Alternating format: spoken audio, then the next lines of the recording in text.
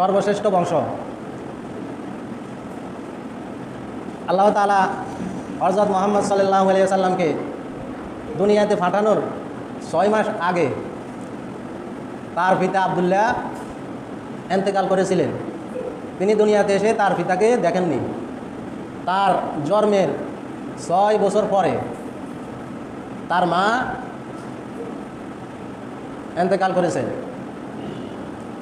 তো আরবের রীতি অনুযায়ী হযরত মুহাম্মদ সাল্লাল্লাহু আলাইহি ওয়াসাল্লাম যখন শিশু নবী, তখন দাত্রীর কাছে দুধ পান করানোর রেওয়ায়েত ছিল। তো সবাই গিয়ে যারা ধনী তাদের সন্তানদেরকে নিয়ে গেলেন।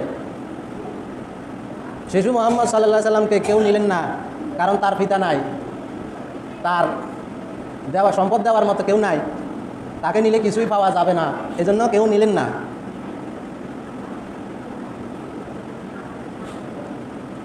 তার দুধমা হালিমা আতুস সাদিয়া তার স্বামীকে নিয়ে গেলেন একটা শিশু আনার জন্য। তখন দেখলেন সবাই ধনীদের শিশুদেরকে নিয়ে গেলেন, কিন্তু একটা শিশুর রয়ে গেছে যার পিতা নাই, যার অর্থ সম্পদ দেওয়ার মতো কেউ নাই। তখন তার স্বামীকে বলল, আমরা যেহেতু এসেছি খালি হাতে ফিরত যাব না, এই শিশুটাকেই নিয়ে যায়। দুনিয়াতে কিছু না পাইলেও আল্লাহর কাছে আমরা নেকি পাবো, আল্লাহ সন্তুষ্টি হবেন। তারা দুনিয়ার কোনো কিছু আশা না করে এই সন্তানটাকে কুলে তুলে নিলেন। এবং হালিমাতু সাদিয়া যখন শিশু মুহাম্মদ সাল্লাল্লাহু আলাইহি ওয়াসাল্লামকে নিয়ে তার উটনির উপরে উঠলেন, যে উট সবচেয়ে দুর্বল ছিল, অসুস্থ ছিল, যার কারণে যেতে দেরি হয়ে গেছে, সেই উট শিশু মুহাম্মদ সাল্লাল্লাহু আলাইহি ওয়াসাল্লামকে পিটে নেওয়ার সাথে সাথে সুস্থ হয়ে গেলেন।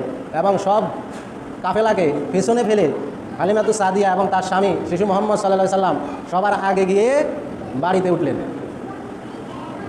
শিশু মুহাম্মদ সাল্লাল্লাহু আলাইহি ওয়াসাল্লামকে বাড়িতে নেওয়ার পরে তার সমস্ত বাড়িতে গাছের মধ্যে কোনো ফল ফলাদি ছিল না। আল্লাহ তাআলা শিশু মুহাম্মদের বরকতে গাছে ফল দিলেন। পুকুরে পানি ছিল না, পুকুরে পানি দিলেন। এবং